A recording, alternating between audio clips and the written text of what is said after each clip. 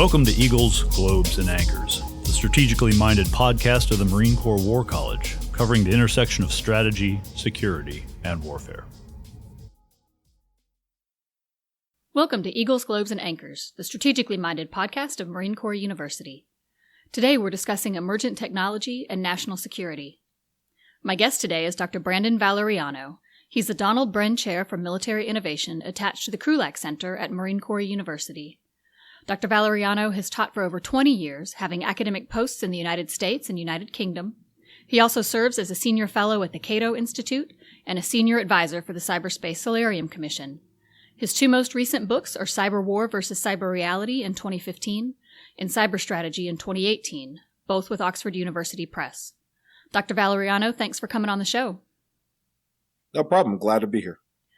Before we start our discussion about technology and national security, tell us a little bit about your background. What brought you to Marine Corps University? Well, I had been out in Britain for quite a bit of time, and I got Brexited. So the upheaval in that whole process made me reconsider where I was and where I wanted to be. And I gotten to know eminently renowned Professor Ben Jensen around this time. He is eminently renowned. Yeah, he pulled me and sucked me into his orbit by talking to me about baseball. And the next thing I know, I ended up in Quantico. That's how my life has been changed, and been changed for the better, because we have a collaboration and working relationship that I wouldn't trade for anything.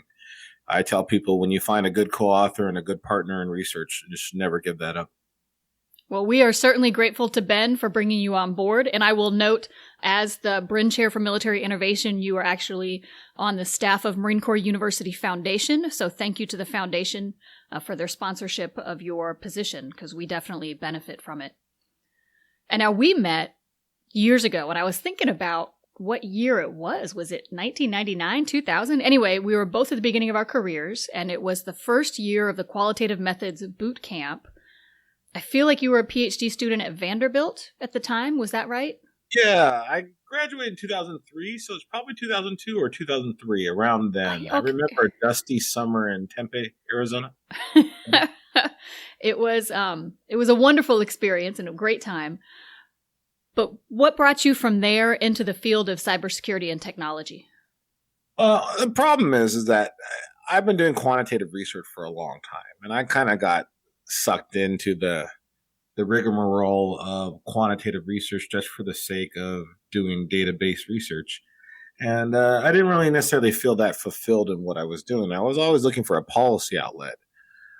Derek Reveron, who's at the Naval War College, was the most prestigious graduate we ever had at the University of Illinois, Chicago, where I was a professor at the time. And he invited me out. And I went to one of the early Naval War College conferences on cybersecurity. And what I found is that, shockingly, we didn't know too much about the domain. We had no idea about the scope and shape of attacks and international engagement and just general penetration of cybersecurity issues throughout the globe. And I came back home from that workshop, and I told my grad student, Ryan Maness, that we were going to quantify cybersecurity, and he joined me on the project, and we've been working together for, nearly 12 years now on this issue. And I have not been at a loss for things to investigate regarding emergent technology and security after that time. So you're involved at the national level with cybersecurity policy. Can you talk a little bit about that experience? Oh, it's been eye-opening. I didn't realize how little I knew. And to work at the policy level and in the manner that we were engaging the issue was life-changing in many ways. So I'm a senior advisor for the Cyberspace Solarium Commission, which was commissioned on the NDAA, the National Defense Authorization Act, to evaluate cybersecurity. And it's modeled after the Eisenhower Project to delineate our strategy for the Cold War. Well, our project was to delineate our strategy for cybersecurity moving forward. And we had three areas to investigate: the military, defense, and norms and institutions. And we had over 300 engagements, an extensive amount of travel. I basically read everything in the field of cybersecurity. I've heard every idea, And I've spent a lot of time working with Congress and crafting legislative proposals since then. And we are very behind in terms of crafting cybersecurity policy and strategy, but we are a lot better off than we were before. And we weren't very far before. It's really a challenge to craft viable national security policy at this level. And what is the impediment to that? Is that because classification levels are so high, and so the foundational knowledge base that you would need to inform policymaking is obscure because the technology is changing so quickly? What makes this a difficult policy area to act in? It's quite a few things. I mean, one, classification is not a problem. Actually, classification is something that people use to hide behind issues. And more often than not, that we found that when someone said we need to take something to the high side, it really meant that they didn't have an answer for our question. And the reality is that we were working for government. We were working for the population, really. We're working for our citizens. And everything we need to do in terms of crafting a strategy requires it be out in the open, not to mention for the perception management and signaling management aspect of strategy, that we need to actually tell our adversaries what we don't want them to do. So being very clear and open about strategy is really a critical aspect of the issue. I think the impediments are a few things. One, there has been a huge push at the Marine Corps and the Marine Corps University on wargaming. Mm-hmm. Unfortunately, though, wargaming has not really penetrated the policy community. In fact, more often than not, people use war games and simulations to kind of prove things they already know. Mm-hmm. And they don't really use wargaming to evaluate the process of strategy. So there's no real kind of check, or there's no real dissection. There's no real red team on our strategies. It's a lot of groupthink.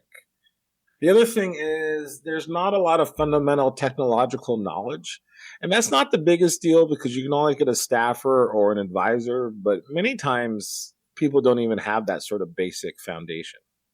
And the main thing, though, the problem I really, and Ben and I really kind of pick on this, is there are a lot of people in the policy space that have no research ability.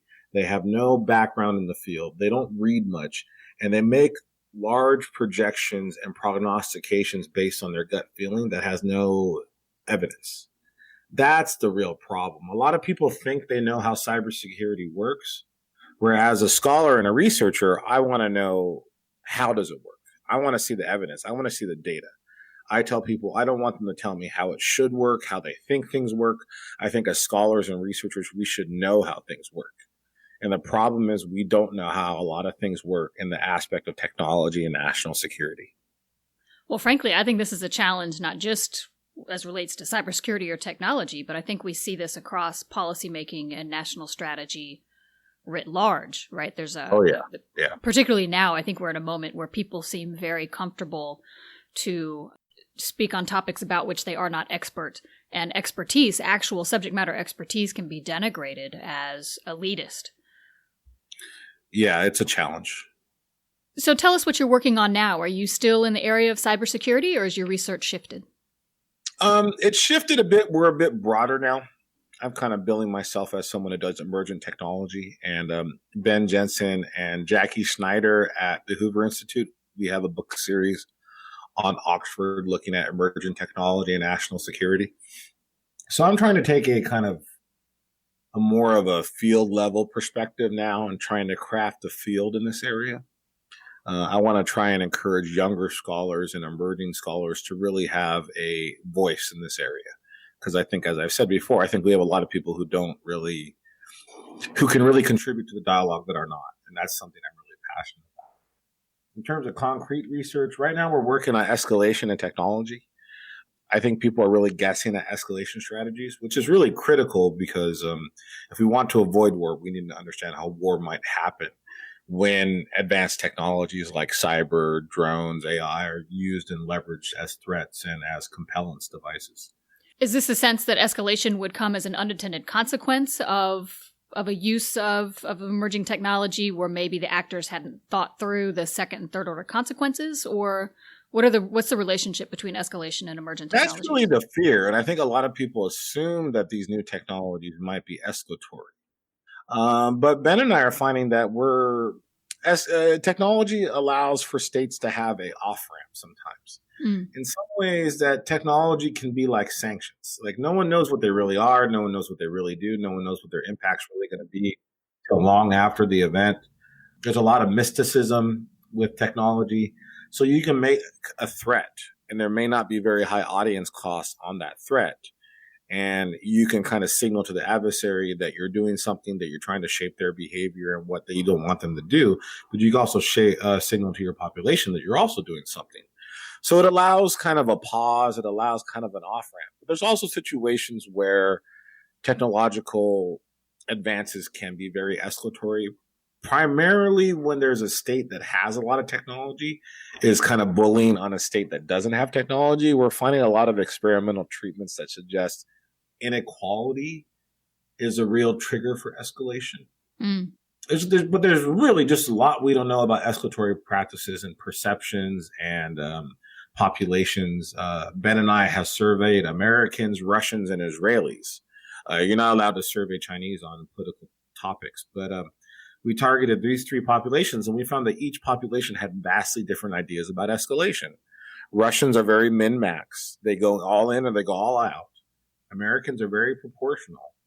And the Israelis don't really have a set style or pattern, but they have a unique amount of national unity, probably crafted by their shared view of service and common religion and things like that, that kind of has a cohesive population outcome, but there's no real preference for one thing or another. So there's just a lot we don't know about escalation. So Ben and I are going to take this year to really hammer out that book right now. That's our main thing going forward. And then we're going to look to do some work on repression and offsets and technology. Those will be our two next books after that. We're just kind of going to keep rolling with books until we burn ourselves out, I think. That is one approach.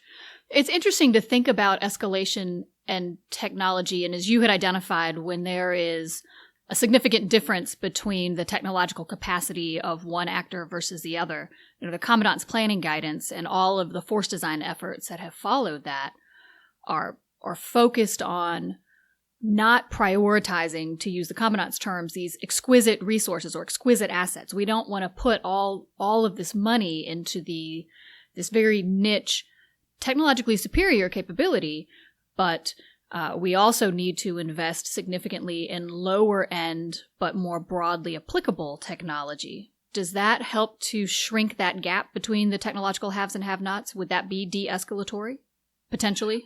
I think so in the long run. And I think that's really important, that I think all national militaries need to start to focus on modernization. They need to start to focus on shared standards. They need to focus on avoiding duplication. And that's a key challenge for the American military. I wrote a big paper with the Cato Institute on reframing our national strategy. And the duplication and the lack of modernization and the old reliance on manpower, I think it's something we really need to change our mindset on moving forward, especially since we may be moving and operating in times of limited budgets moving forward. Yeah, I think that's right. Absolutely. So I want us to come back. You had raised the issue of wargaming a few minutes ago. Wargaming central here at Marine Corps University. We have a significant multi-million-dollar initiative to develop gaming across the university, officer and enlisted, resident and distance programs. You have done a lot at this university the past couple of years to build out support to gaming at our different schools. Tell our listeners a little bit about what you're doing and then what you've got planned for next year. My understanding is you've got some things in the hopper with the Gray Scholars program at CSC.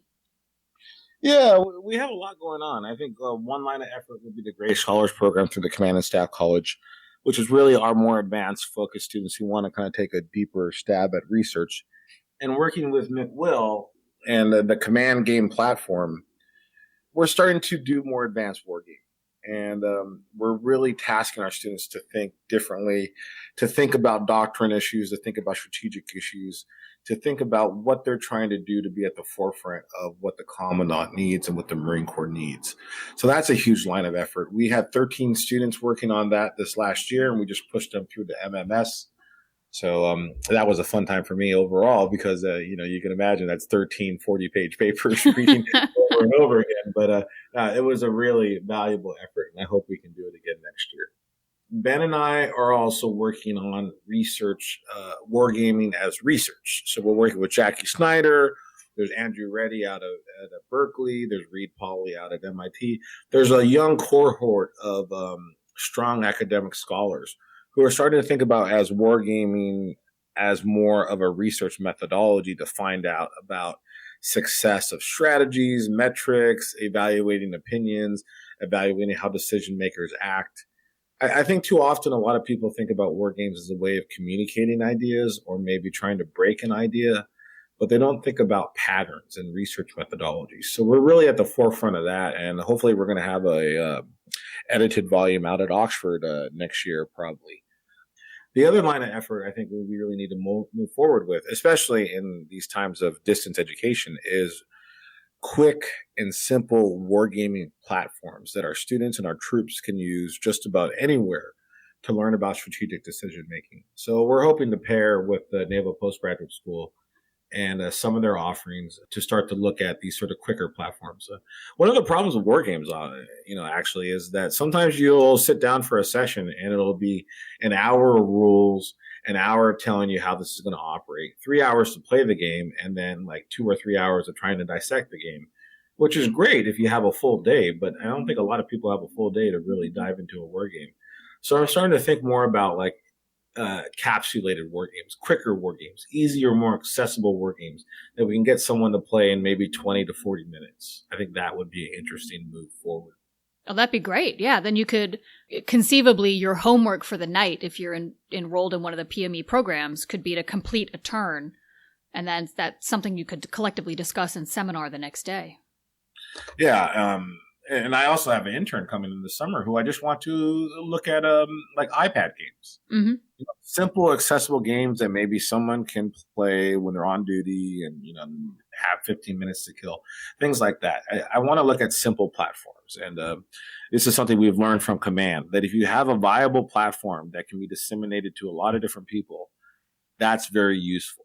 But Command is a very intensive game that takes a long time to learn. So we need to think about more accessible options. Right, absolutely. I mean, I'm thinking about it in terms of MCU students, but you're absolutely right. The larger demand, the larger need is out in the fleet, that Marines across the force can play maybe particular rank appropriate games, or potentially over the course of a career could engage similar scenarios from different perspectives and get potentially hundreds of iterations on a particular problem. So if they were to experience it out in the fleet in an operational environment, they would have that preparation already in the bag. Yeah, and you see a lot of that in science fiction stories, right? Mm-hmm. And I think science fiction isn't really a predictor of the future. I think it's a reflection of current realities. And Ender's Game, and there's so many examples. Even Star Trek, right? And they had the Kobayashi Maru, the unsolvable problem. All these versions of science fiction have an aspect of, say, like wargaming and decision making that militaries would be doing. But I don't know if we do that, kind of at the home level at this point. I don't know if we do that and kind of integrate it with the daily life. And I think that's something we need to start to think about doing. We want our Marines to write. We want them to engage in the public space, but we also want them to, play war games on their downtime, to think about some of these things as a aspect of fun, but also to help us learn a little bit more about decision making and processes in national security. Absolutely. I mean, I'm with you 100%. I think there is absolutely an appropriate role for deep reading and thinking, and everyone should engage challenging texts and take time to read and struggle with what you read. But I think it is wrong-headed to limit our understanding of professional development just to reading books or academic professional articles. I can absolutely see the value for professional growth in gaming and other kind of fun activities. You can learn from things that are also fun to do. And while there are certain people who derive a lot of enjoyment out of reading, I got a PhD, so I happen to be one of them, there are plenty of people who don't, right? And part of educating is understanding your audience and finding ways to reach them in ways that will resonate. If we want to build lifelong learners, people who habituate the practice of learning, we've got to offer opportunities for them to learn in ways that they connect with. And this is a phenomenal way to do that. So good on you. Yeah, exactly. I've always kind of thought about these things. When I was at the University of Illinois, Chicago, I used to teach a summer class. And it was mainly people who were there for sports, and they really didn't want to be there. So I just reconceptualized the entire class and the entire idea of how we teach Intro to IR through film. And then I wrote it up and published it as a methodology because, it was just something we needed to do at the time. Mm-hmm. I think we need to be cognizant of there's different methods of learning. There's different things that people need to think about. There's different ways of engagement. And we need to think about how we reach our students a little bit better. And, there's a lot of technology we can use to leverage our ideas and to leverage research. So coming back to this question of preparing for the future fight and emerging technology, if people wanted to learn more, where should they look? I really get a lot out of the discourse that we have. There's this military publication discourse online, War on the Rocks, Strategy Bridge, Just Security, the Twittersphere in some ways. There's a lot of great work that's being pushed out that is really looking at emergent questions that don't have a large body of knowledge. And I think that's where I get a lot of the reading that I do from. But also, I hope our students are engaging in these platforms. I hope they're being part of this process. And I always try and push my better students to engage. But I think this is what's really interesting, especially during a time of COVID. Keeping the discussion going is very difficult. We're not going to be in social spaces anymore. We're just, I'm not going to talk to Don Bishop like I usually do daily about old movies and the things we read last night. And doing that online and virtual spaces is going to be really important over the next few months. And I think that's critical to keeping us sane. And on top of that, I think right now I have just 3 different windows of online video events that I need to watch today because there's just so much going on online. And I think we're trying to make ourselves busy. And I think that's great. There's a lot out there for our troops to learn. Absolutely. And I've been very encouraged as we shifted to online instruction. Gosh, it's been 2 months. I think it's 2 months ago today, maybe, that we made that transition. Just how seamlessly that has gone. And I think it does provide a way forward that people who maybe didn't think that they could access intellectually challenging material through a virtual platform are gaining some confidence that actually it is worth the investment. It takes some time, but that it is worth the investment. Yeah, exactly. I've been teaching online this year for American University because the aforementioned Ben Jensen made me. He couldn't do a Tuesday night class or something. So I've been doing a Tuesday night class at 9 p.m. since January. And it's not the best for my schedule. But what it did do, though, is I was immediately prepared for our current challenge. And I had gotten used to these online platforms. And I don't have a problem with them. I think we can recreate a seminar room in an online video conferencing platform. The challenge, though, is the bigger rooms, the bigger events, getting to hear everyone, reading the room. I think you can read the room among 9 or 12 people in a Zoom or, in a WebEx platform. But after that, you can't really look at each individual person. So there's something lost after a time. It takes a while to build up rapport, but I think these methods are going to serve us quite well long term into the future.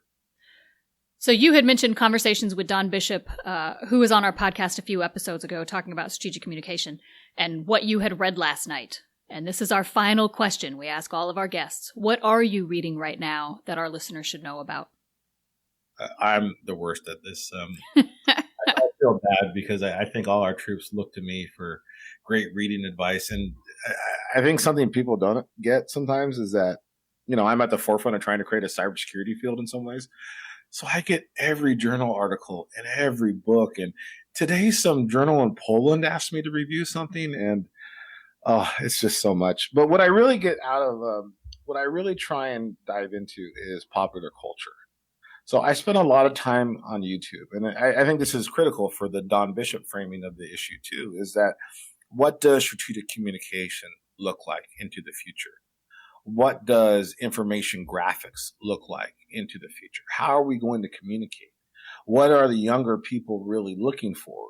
And we're finding these asynchronous teaching methods are really working because people really just want an 8 or 10 minute kind of short introduction to a topic. Then they want to read about it, and then they want to talk about it. But they don't want a 40-minute dissection of an issue. And that's kind of the style we're getting online now. So I get a lot out of YouTube, particularly right now as we're all stuck at home. I like a lot of travel kind of bloggers, people like that. I did buy quite a few books on the plagues of the past to kind of learn about the future, but then I found it too depressing. So I kind of gave up on that idea. In the long run, I think I'm probably just going to go back to reading about Star Wars because it makes me feel better. It's a little more comforting. Yeah. I think I can understand Jedis and lightsabers. I can't understand COVID and all these other repercussions we have in modern society. Well, Dr. Valeriano, thank you so much for coming on the show. To keep up with the good work of Marine Corps University, follow us on social media at Marine Corps U. Thanks to our producer, Jen Padgett-Howell, and the Marine Corps University Foundation for their support. I'm your host, Becky Johnson. Thank you for listening to Eagles, Globes, and Anchors, the strategically minded, innovative podcast of Marine Corps University. This concludes the EGA podcast. Thank you for joining us. The views expressed in this podcast reflect those of the speakers and do not necessarily reflect the views, policies, or positions of the United States Marine Corps or the Department of Defense. You can follow the Marine Corps War College on Twitter, Instagram, and Facebook at McWar College. And as always, our podcast music is Stuck in Traffic by Ribeiro. Have a great day.